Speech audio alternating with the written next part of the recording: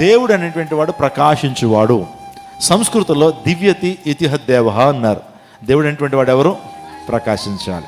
సూర్యుల్లోనూ నక్షత్రాల్లోనూ చంద్రుల్లోనూ వెలుగు నింపినటువంటి వాడు ఇంకెంత వెలుగుమయంగా ఉంటాడు. దేవుడిని అందరిని అనడానికి వీల్లేదండి. అంటే మంచి కార్యాలు చేయొచ్చు, ధర్మకార్యాలు చేయొచ్చు, తోటి వారికి సహాయం చేయొచ్చు, వారిని మెచ్చుకోవడంలో తప్పలేదు. కానీ దేవుని యొక్క ఆ స్థలాన్ని, దేవుని యొక్క ప్రామినెన్స్ని వారు ఆక్యుపై చేయడానికి వీల్లేదు. దేవునికి రావాల్సిన మహిమ ఏ ఒక్కరు తీసుకోవడానికి వీల్లేదు.